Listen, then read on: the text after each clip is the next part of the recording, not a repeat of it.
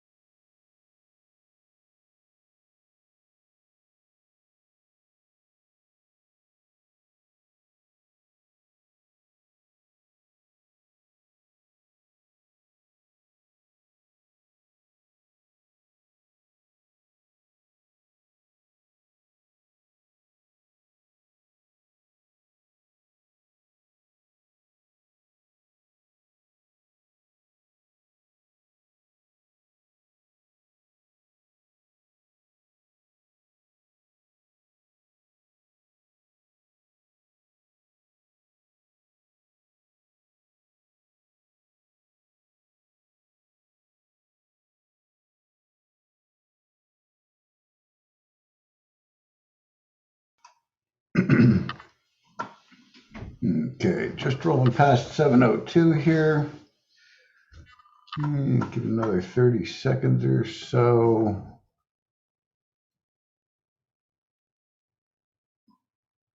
I'm not going to find what I was hoping to find in that 30 seconds.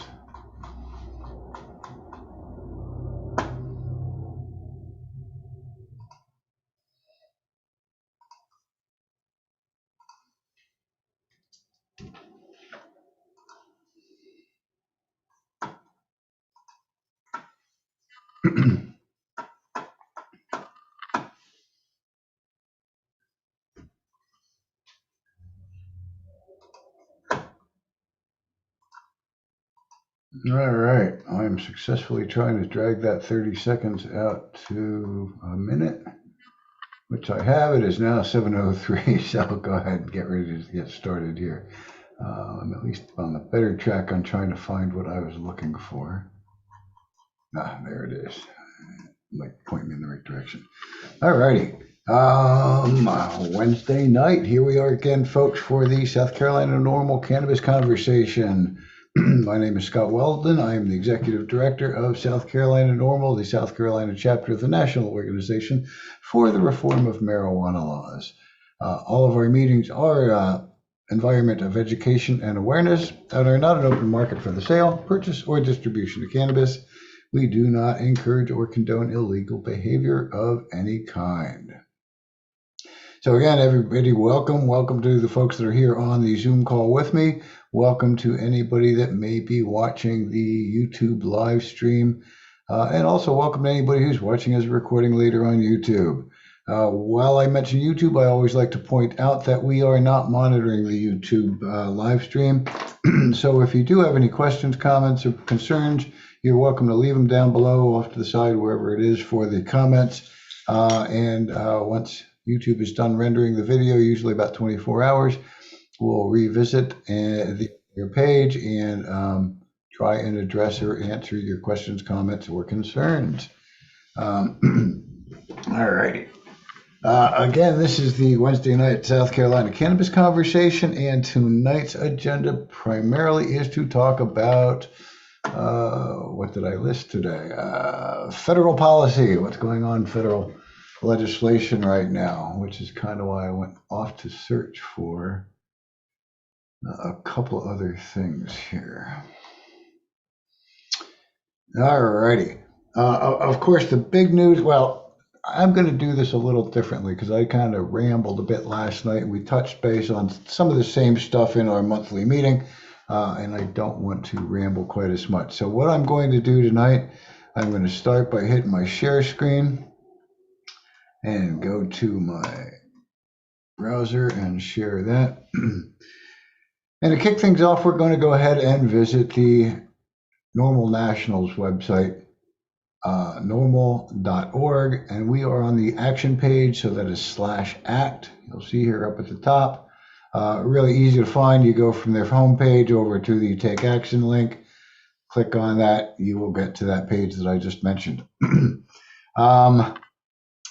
Last night, it sort of threw me off because from time to time I go to this page and I'm looking for updated information, and they have their federal priorities a little bit.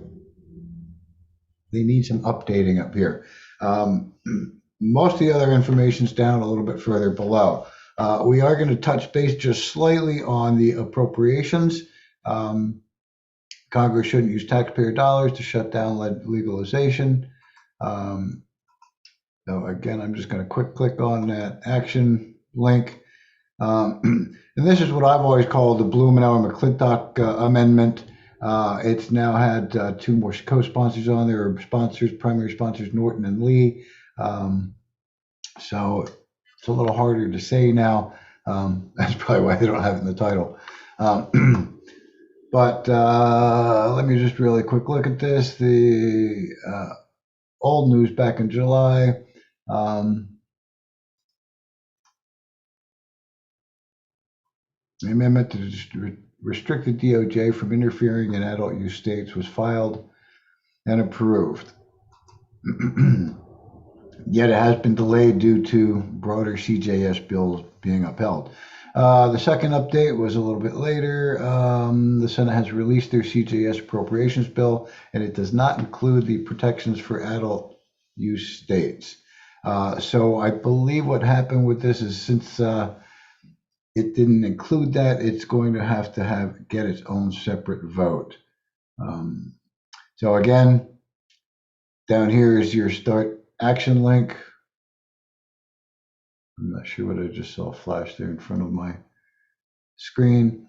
To write to your legislators and let them know that we want to see the Blumenauer-McClintock Norton Lee amendment passed to protect states that have already legalized, so that the Department of Justice can't use federal tax dollars to go after those state legal entities. All right, let me go back to the Take Action page. Next one down, of course, we all know about the MORE Act. So I will click that one open here for a little bit. That is still big in the news. The MORE Act has recently moved out of committee. And the hope now is that the other committees that are kind of in line for the bill will waive their opportunity and get this right to the floor for a floor vote. I'm trying to read if this tells me what some of those other committees are, and it does not offhand. But again, our hope is that the other committees that are involved in the process will just waive a hearing on it and let it go right to the floor for a floor vote. So again, there's your write your House members on that. That is a House bill. And our only House member, actually I fib, my local House member is Nancy Mace, so good chance she's not going to sign on for the MORE Act. Although the only one that I really would see would be Clybourne.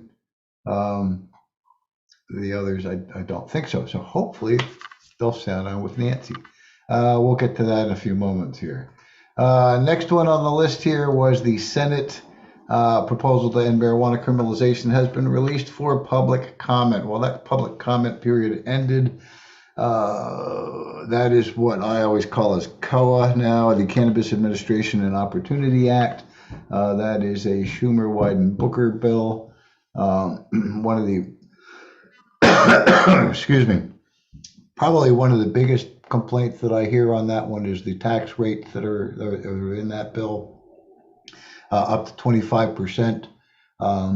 What I do like to point out, because it's pointed out to me quite often, it is a banded or a stepped tax. The first 20 million are taxed at half of that amount, and the first year it's 5%, so half of it would be 2.5.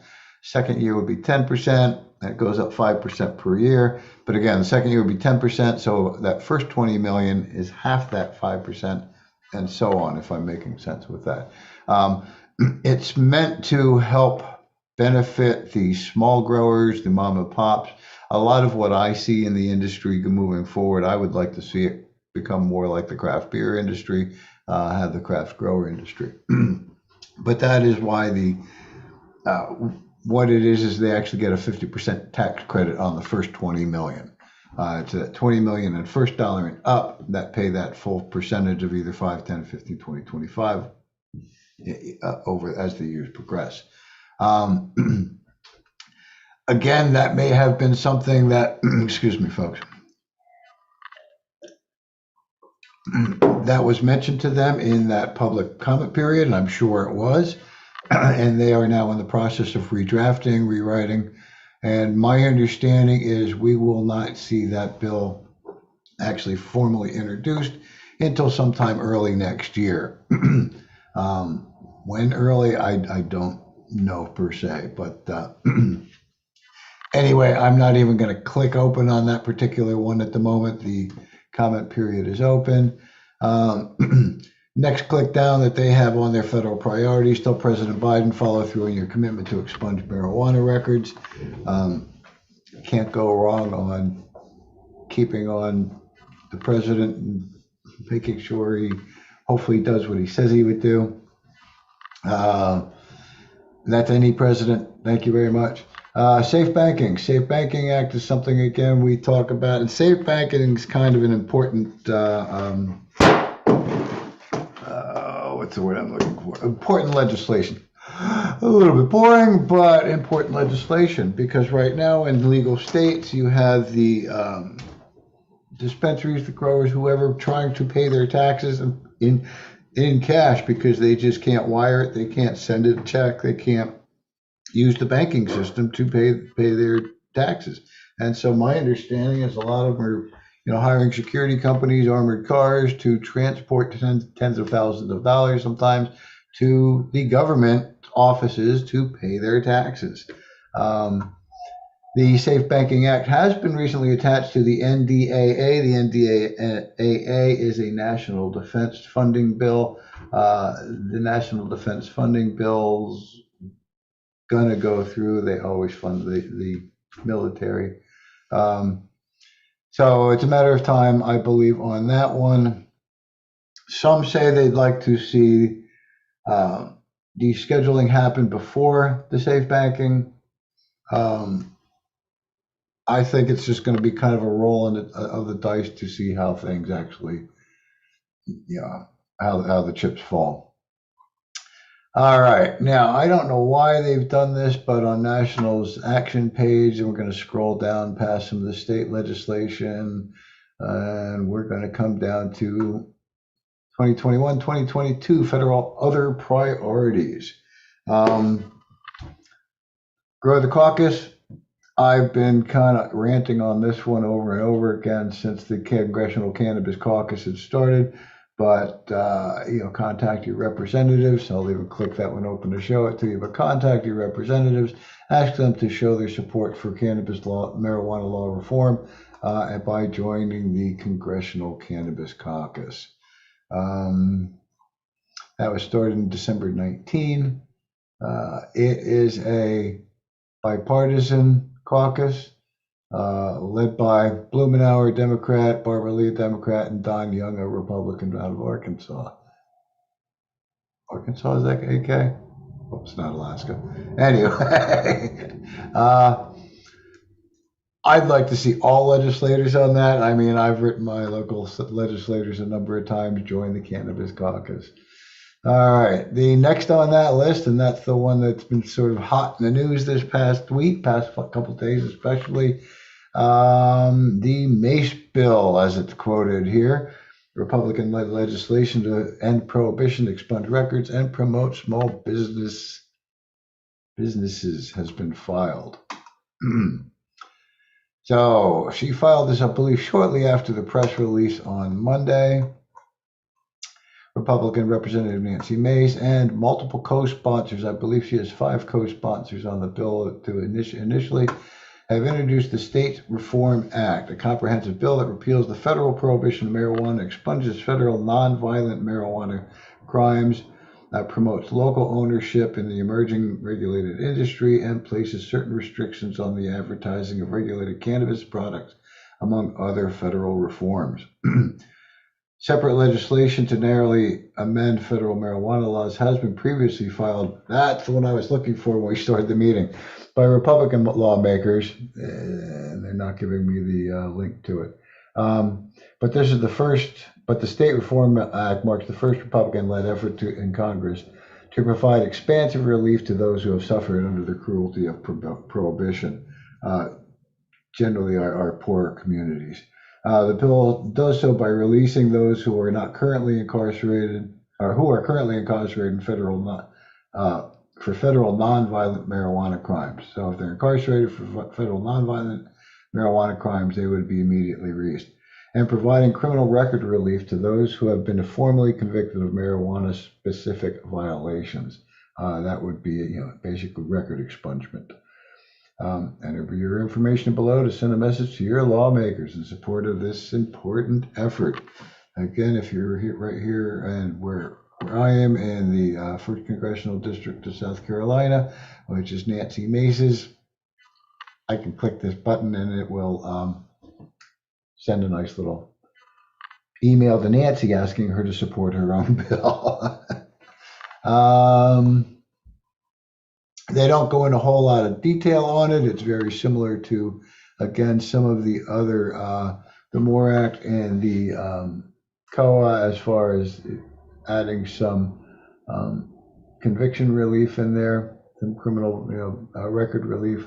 The one thing I do understand and have heard on this is that it does still allow for pre-employment and random drug testing of federal employees. And I say this quite often. We know that drug testing, metabolite testing, in no way, shape, or form indicates any type of impairment. I truly believe if they want to do pre-employment or even random random performance testing on the job, it should be just that. It should be performance testing. It should be,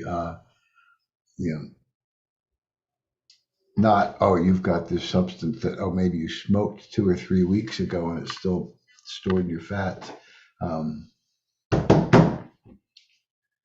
Anyway, test for impairment. There's plenty of companies that are starting to come up with that type of stuff. I don't have the names off the top of my head right now, but there's a couple, especially out in Colorado, that I was starting to follow. That was quite interesting concepts with that. But anyway, this is the little bit of right to your legislator in Congress. Now, I do want to mention too on this, one of the other hopes, and I don't believe there's a link to do this, but would be to find a senator to sponsor a companion bill to this. So this is a House bill. She's a House representative member.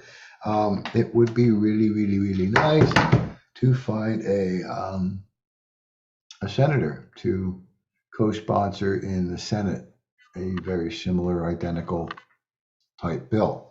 What do y'all think? I don't have my chat window open, but you think we'd have a better shot with Tim Scott, Lindsey Graham, somebody from our state, or do we need to kind of convince somebody from another state to do it? Oh, there's my chat window.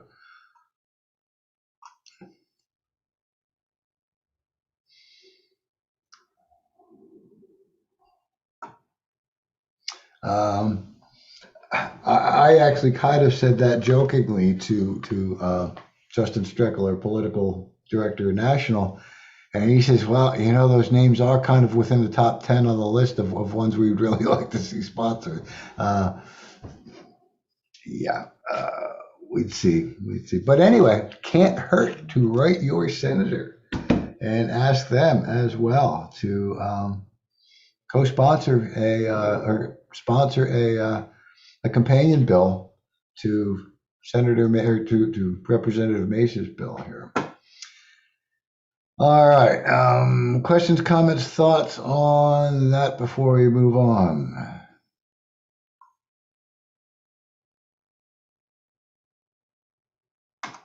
We'll go ahead and close that one up.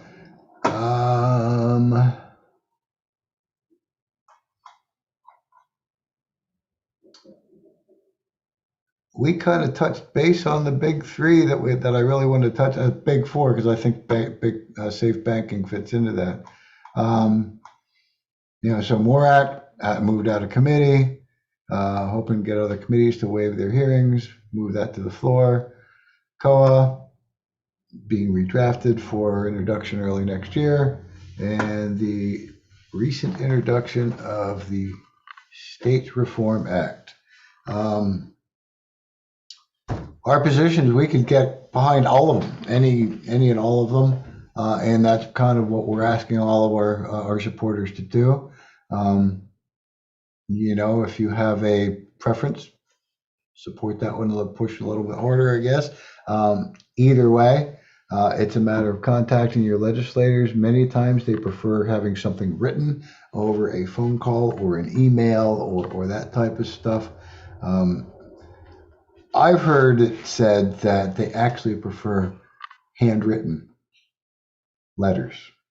Well, actually, somebody takes the time and effort to actually handwrite a letter, they're much more likely to read it and take it to heart, I believe. Let me cruise through here a little bit. Veterans access, legislation to expand veterans access for medical marijuana. Again, veterans and military is handled separately than the civilian. This again is bipartisan legislation. And presently, VA doctors are forbidden from providing the paperwork necessary to complete a recommendation, thus forcing military veterans to seek the advice of private, out-of-network physicians. Passage of either of these bills would lift this prohibition. So while they're talking about these two bills, you have them up here, S1183 and HR 2588. So that's your Senate and your House version of that. Then scroll down a little bit, click that start writing button. One thing I do like about these, I'm going to kind of click on this to show you real quick. Once you get over there, you get your list of who you need to contact. And of course, they're going to ask you some little information, your prefix and your letter topic, blah, blah, blah. But once you get down in this section where it says your message, you can actually click in here and you can start adding your input. It is not just a pre-written letter that we expect you to use unedited. Read it over, see how well it applies to you. Usually what I tend to do is kind of near the bottom, I will, probably right before the last line where it urges support, I'll go ahead and I'll throw in my little tidbits of whatever I want to send to my legislator, put in my rant for the moment. All right, so that's veterans access. Safe banking, again, we talked about that a little bit earlier. Immigration, this one has to do with cannabis consumption should not deny citizenship. Again, this is just one of what we call the residual consequences of having a simple marijuana possession charge on your record, let alone the not being able to get student loans, not being able to get public housing, issues with child custody. If you are somebody that is seeking asylum in our country, cannabis shouldn't be the reason that you're sent out of our sent out. I believe they even do that with legal immigrant status. All of a sudden, you weed, boom, out of our country. So that is that. Next. This goes about to allowing UPS to ship consumer vaporizer cartridges within legal blah blah blah. And I don't know a whole lot about vapes. I don't really like them. The Delta 8 to me is primarily a synthetic, and I am not a fan of any synthetic cannabinoids. But But anyway, if you have a desire to make sure that UPS is able to ship consumer vaporizing products, go ahead and right here. Gun rights. Now that's one that I hear a lot more support for here in South Carolina. And that is federal law because the cannabis is on the Controlled Substances Act and because the way the, who has jurisdiction here? I'm blanking. Anyway, would prevent them from trying to infringe on your Second Amendment right just because you're a cannabis patient or a cannabis consumer. So that is one. And be quite honest with you, I've seen it in a number of states. And then, like I said, the states can't, I don't think they can do a whole lot about it except I think it's not allowed. One of the things you have to be careful about is so you can't access databases and stuff like that. You've got your medical database, and I know at one point in Pennsylvania when I was watching some of that up there, they wanted to make sure, very sure that it wasn't just automatically linked to police databases and things of that nature. That would also apply to being linked to to firearms agencies. So anyway, there is your click to right to help protect your Second Amendment rights as cannabis consumers.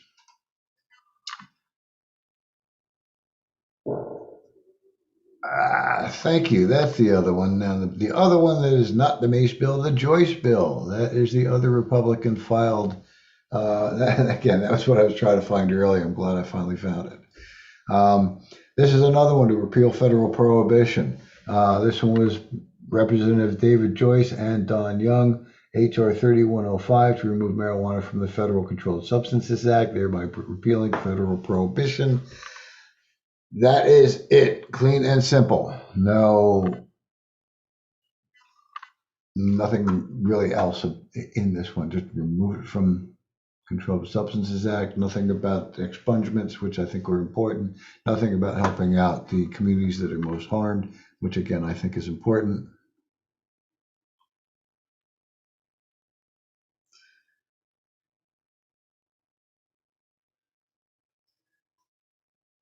Kyle's commenting in the section here in Arizona, believes that in the beginning, if you were a new card holder, you would have difficulty getting a fire. It would be difficult getting a firearm. And he says he believes it was expunged later. And my understanding a lot of times is you just don't check the box on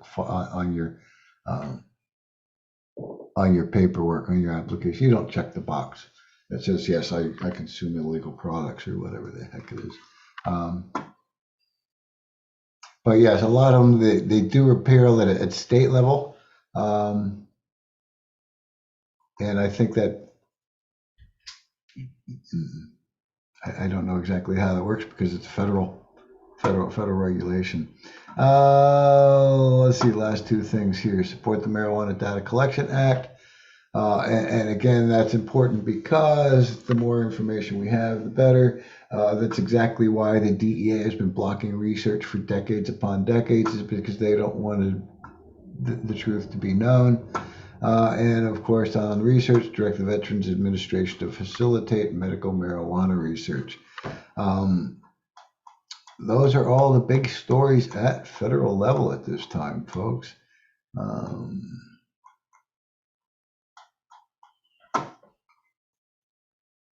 I'm going to go ahead and turn off my share here for a moment. Oh, heck, whenever I do that, I lose my one screen.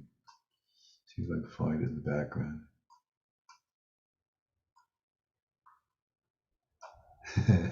I really lost it this time.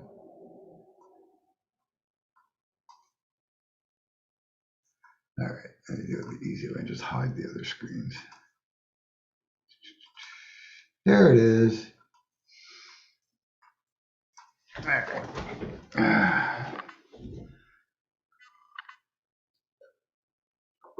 I think a couple little notes that I did not touch base on while we were talking about those main features, because there was looking at it on the screen, and not a couple of notes I have on the side.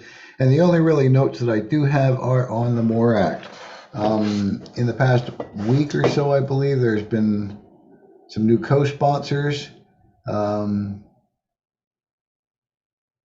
September 30th, it was the day it was out of committee. So that wasn't too long ago, a little about 6 weeks ago. And the hope is for the others to waive their hearings. That is all I had. Oh, the other thing I did have is the last time that the MORE Act went to vote, it was passed 128 to 64. All but 6 Dems voted for it. Some of those 6 are no longer in the House.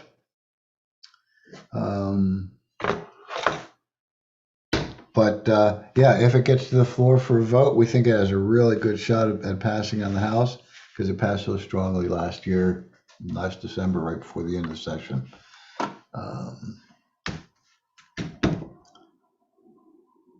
That's kind of it, I think, for federal. The only kind of other thing I've had back in my mind is a bunch of state stuff going on. Of course, a couple congressional races starting to warm up here in the state. But it's so early in the cycle, I'm not going to go into that kind of stuff too much yet.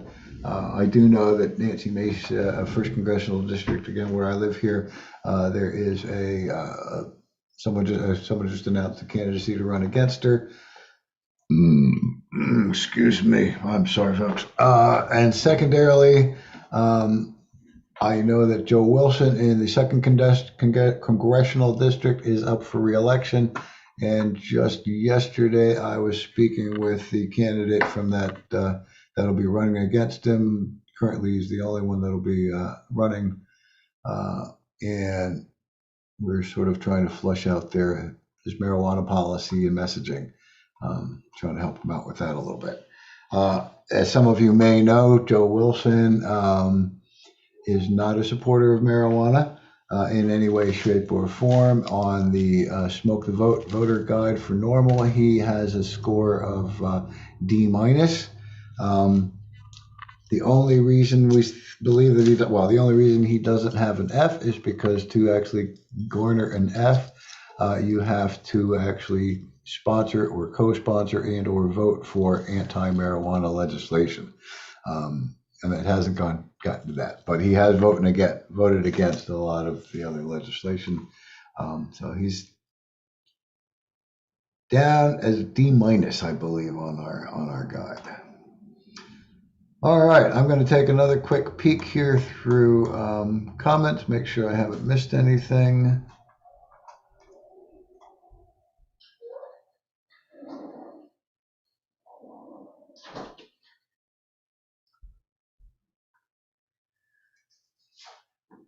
DJ Josh mentions Drew McKissick. Drew McKissick is the chair of the South Carolina GOP. He's elected to that position, but I don't know who elects him. I don't think it's the people that elect him. I believe it's party members and things like that. I don't believe he's actually a sitting legislator. I couldn't find anything on it. I didn't look real hard, mind you, but if it was somebody we could vote out, it would probably be somebody that we would want to, yes. He was very, what were some of the comments I heard on that one, but very archaic in his thinking.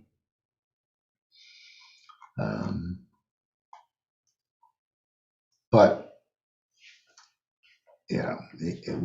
we kind of knew that. We already kind of knew that. He's the same one who last year, when they put the marijuana question on the Democratic ballot in South Carolina and mind you, to me it was poorly worded. Do you believe doctors should be allowed to prescribe marijuana? And we all know that they're not allowed to prescribe, it's recommendations. But anyway, poor wording in my mind. But I had a lot of people asking me, well, how come I didn't get to answer that question on my Republican ballot and that kind of stuff? And Drew McKissick said, because Republican voters don't care about that. So That's your, if you're a Republican voter, that's your representation in the South Carolina GOP, and it is not pro-marijuana. He said that in response to Nancy's release of the bill, yes, as it mentions here. What else do we have here? Go way back up and find some hellos and good evenings. And scroll back down. I think we got all the comments. All righty. A little bit early tonight. If you all don't mind, I'm going to take a minute or two here and kind of quiz the folks in the room here with me a little bit. I am thinking about our cannabis conversations for next year. And also some of these Zoom meetings that we've been doing for the normal chapter. My board and I, we kind of meet every Monday night for a brief meeting, just to sort of keep fresh on what's going on at the chapter. And the third Tuesday of every month, we were doing our monthly meeting, which would go through a standard agenda on a real brief of what's going on federal, state, here at a local chapter, coming events, blah, blah, blah, stuff like that. And then we were doing every Wednesday cannabis conversation. And I think what I'm hoping to do coming next year is to combine our monthly meeting into the same rotation schedule as the cannabis conversation, so that I believe Wednesday is a good night for this. Cannabis conversations, our general meetings were Tuesdays. We did these on Wednesdays. Any thoughts from any of the audience here attending? Do you have a preferred night? Is Wednesday still a good evening for you? Could we shift it to another evening? I remember we tried to do Sundays in 2020, and Sundays didn't really work out too well. My thought, as I was thinking about it earlier, is to try and keep it Wednesdays, and then just take the first meeting of the month to be our monthly meeting, and just kind of combine them. Good, getting some good thoughts on it. Agree they like combining it. One less meeting. Secondly, Wednesdays are still good. I think another Wednesday sounds good. Cool. I think that's what we're gonna do, is kind of just trim that one meeting and shift it over to our first Wednesday of the month. We'll pull our general membership and public meeting then, and that way we can still talk about what's going on if there's some hot news, and it doesn't get redundant, which I think the Tuesdays have sort of become. No. All righty. I appreciate your input on that. I do. Do like to try and make it as easy for everybody else to attend as well. So I think we'll kind of keep it in that direction. We can definitely do co-hosting, have some other input.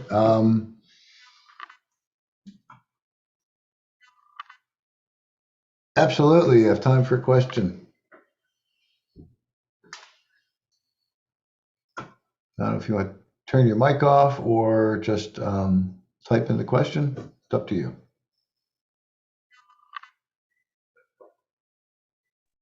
Hi, can you hear me? Yep.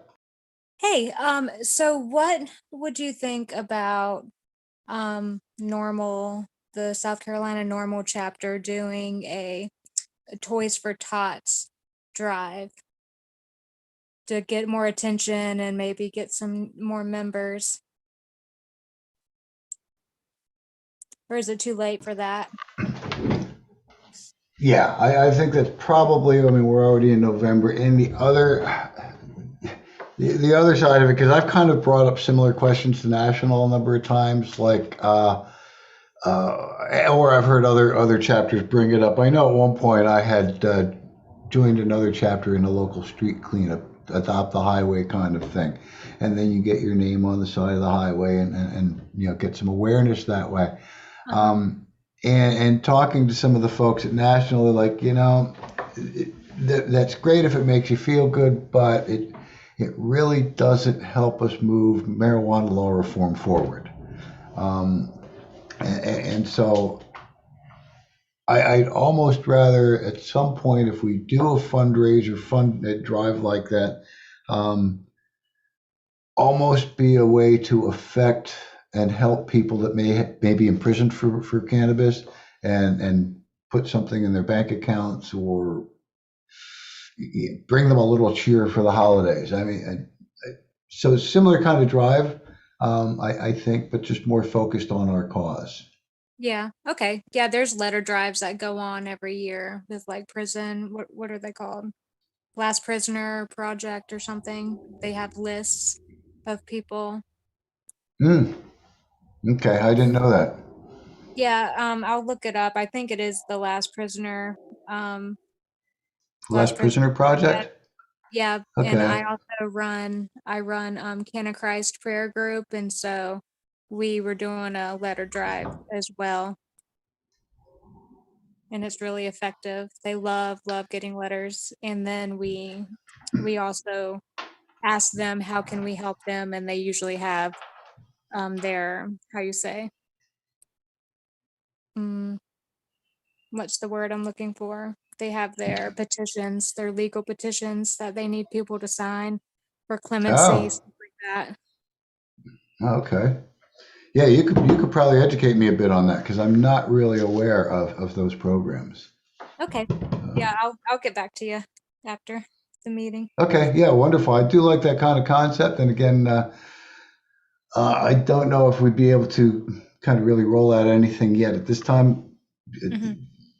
just because we haven't had a whole lot of time to plan it. But it's something we can definitely um, try to adapt to other holidays, or keep in mind for next year. Okay. So. Yeah, absolutely. I didn't realize it's been so crazy on my end. I can't believe November's already almost over. Yeah, I'm already starting to plan Thanksgiving dinner in my head. It's like, okay, what do I have to go get at the store? Um, yeah, it's getting crazy. Let me peek at a couple of the other comments that popped in here. Okay. Someone asked if National will have an event in the Southeast, or if South Carolina will have an event. We were trying to plan an event for Columbia in January, and that kind of petered out as far as a convention type event.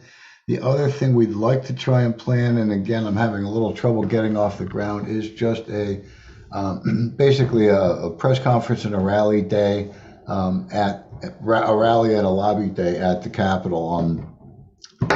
I'm looking at a Wednesday on either like the last week of January, or maybe the first week of February, somewhere in that range. I've never done anything like this at the Capitol.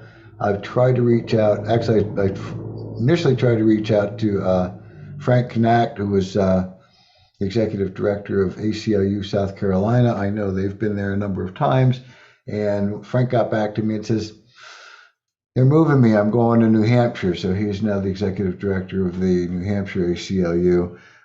He said he would try and link me to the interim executive director at ACLU. I've tried to reach out to him through the website, and I haven't had a response back. I also did try and chat a little bit with the director of another one of the medical marijuana advocacy groups, and just didn't really seem to be either forthcoming or helpful with some of the information. So I'm a little bit struggling on that.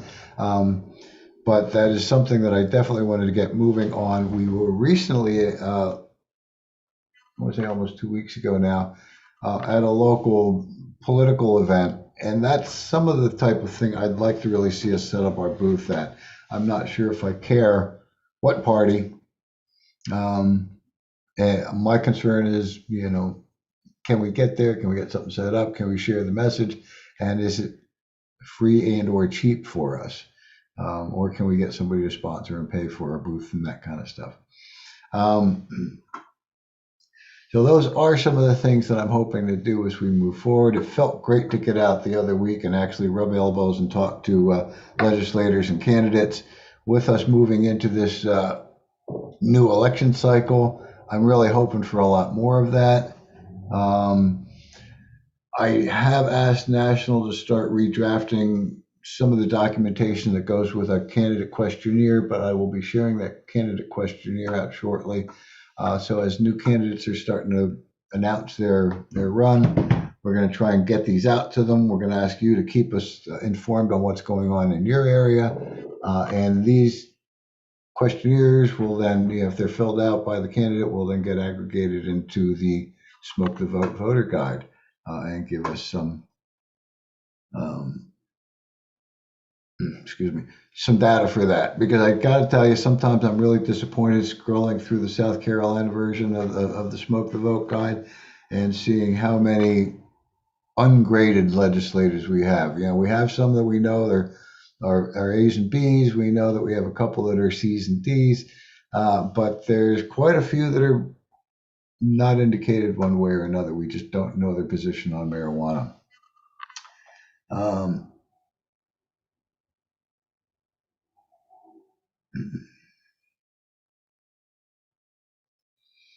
Let me kind of peek at these comments again.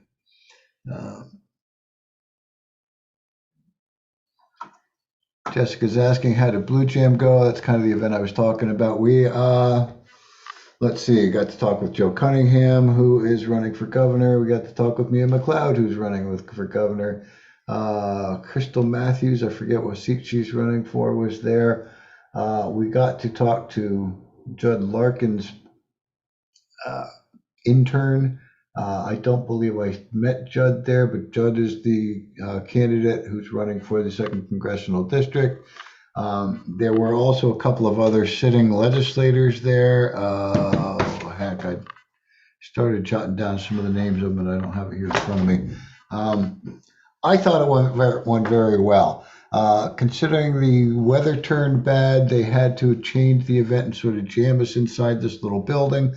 And instead of having a 10-foot by 10-foot booth set up somewhere, we had about a 4-foot square little piece of what felt like a large hallway, and we made it work. We definitely made it work. I happen to wear the big flashing LED hemp leaf like I tend to do when we're out like that. It catches attention. A lot of people liked it.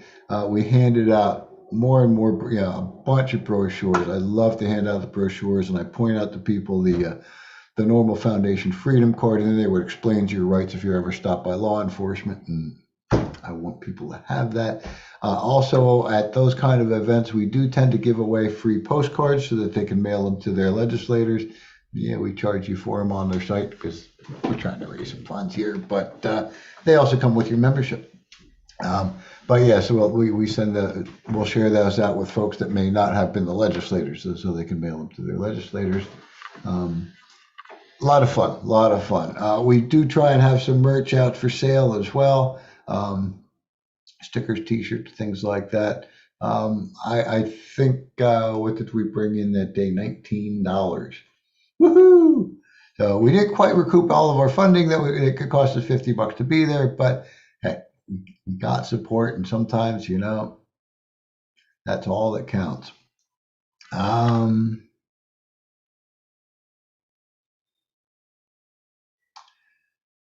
Yes, I'm going to pronounce it as Ina. I hope I'm not mispronouncing it. Ina Richards says, absolutely get out info about cannabis this coming election. And that's what we've really been trying to do. I was talking with Kristen, our deputy director, just yesterday, I believe it was. And our goal is to kind of really get ahead of this election cycle, really make marijuana a topic.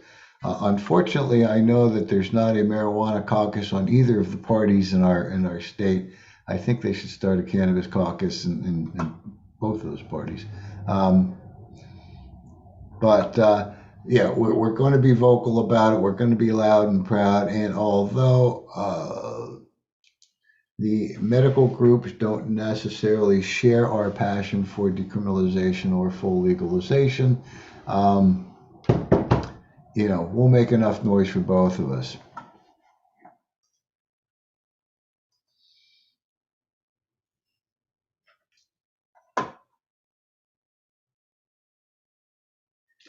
Okay, Jessica asked again about get a booth at a fair.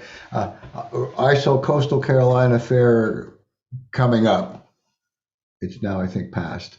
And I kind of went and I looked at, first off, the cost to be there, and the secondly was the schedule.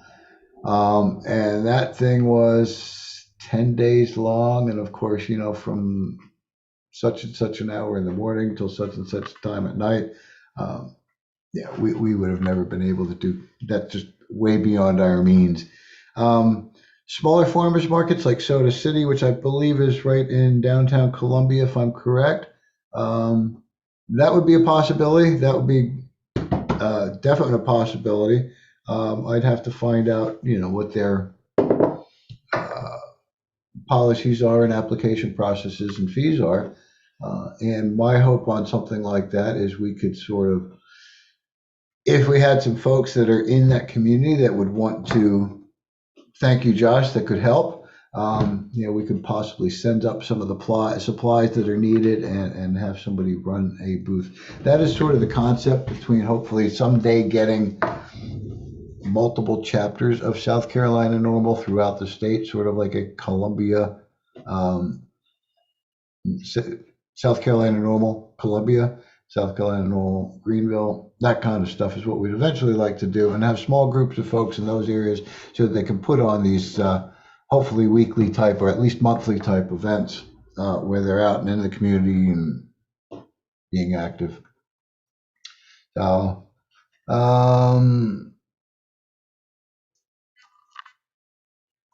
we have Kyle in North Charleston. North Charleston, I like heading up toward North Charleston from Charleston every now and again. There's just a lot of good eating. I like eating all around this state, though.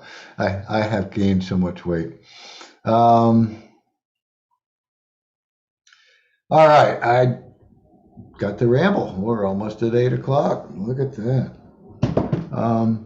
Yes, I don't have any specific type of event under my belt at the moment. If somebody can get me a little bit of info and email it to me on Soda City, I think that would be an interesting place for us to be able to set up on an occasional, not like most vendors that want to do a weekly thing, but set up once here, set up once there, maybe pick near certain holidays or something like that.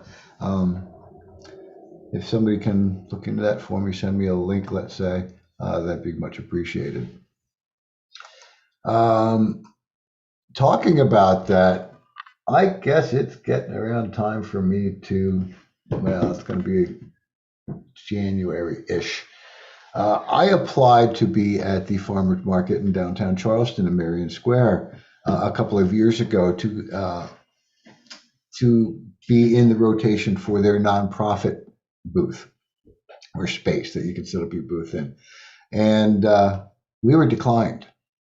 We were declined because they, in their comment was, if we allowed you here, people would think that we support what you're doing. We just can't do that. Well, it just so happens, and I didn't think about it right off the bat until I started getting a little pissed about it, but the Charleston Farmers Market in Marion Square is controlled by some city government agency, cultural affairs and something, I don't know. But anyway, the government can't censor you like that on free speech. And what was kind of interesting then, too, about 2 years, I never said anything back to them initially, but about 2 years after that, I saw that they started allowing the Republican Party and the Democratic parties to set up their booth. And apparently they had been denying them for a while as well. And so, of course, I contacted them back and I says, hey, hold it. You can't just tell me no. I wanted another shot at it. Well, what the heck happens? A pandemic. A Renaissance fair. Oh my goodness, most of those people are probably smoking and drinking already at the fair.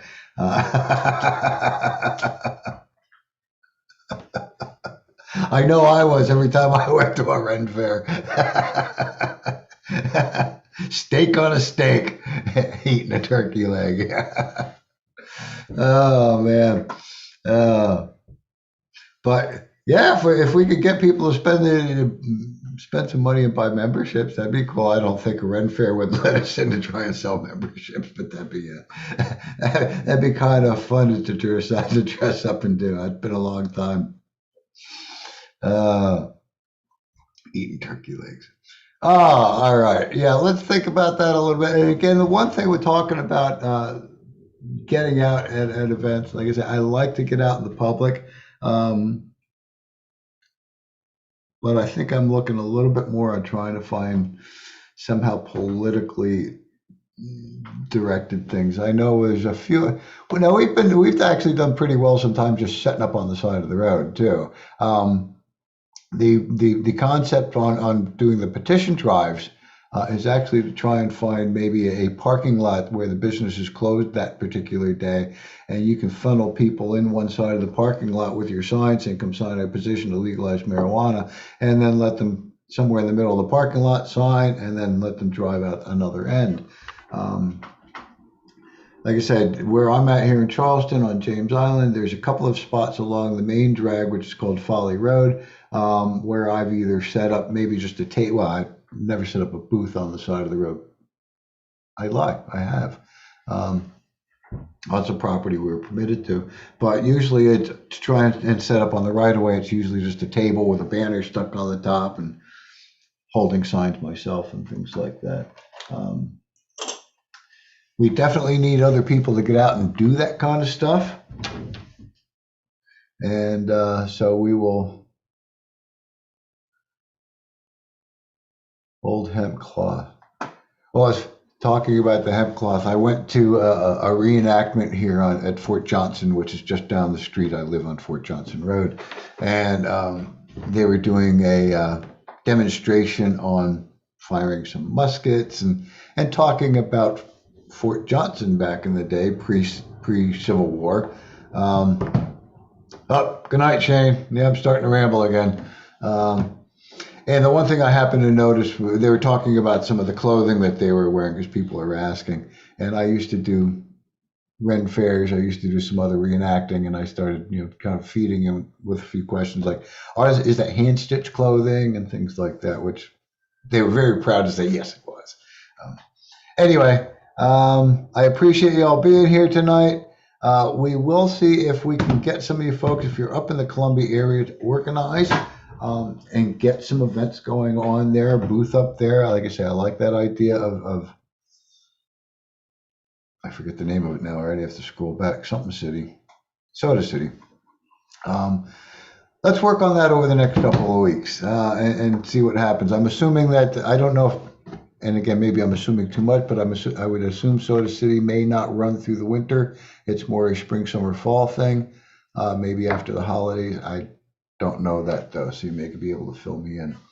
Otherwise, I see we're at 7:58. I think I missed Final Jeopardy.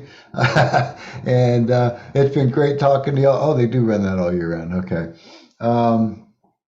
We will definitely keep you posted on opportunities. But yes, I had a great time chatting with you tonight about federal policy. I will make an announcement hopefully early next week on what our chat's going to be about. Do keep in mind our new memberships for 2022 have just hit our website. We have our regular basic. We do have a modified sustainer, and then we have what I think our deputy director Kristen told me is called the kitchen sink package, the enthusiast package, which has all kinds of fun stuff in there. So check out our 2022 memberships. Hasn't been announced yet, but we will probably, like last year, do a membership drive in the early portion of the year with some sort of drawing or prize. So even if you get your membership now, you'll be entered into that for later. Otherwise, that's all I have for you tonight. Don't forget to follow us on our social media. We do tend to be a little bit more on Facebook, but we also post to Instagram and Twitter. Don't forget to subscribe to our YouTube channel in case you miss these wonderful meetings. And also, when you're visiting our website at scnormal.org, scroll all the way down to the bottom click on the link to sign up for our newsletter. Folks, that's all I have for you tonight. I look forward to seeing you next Wednesday at 7 p.m.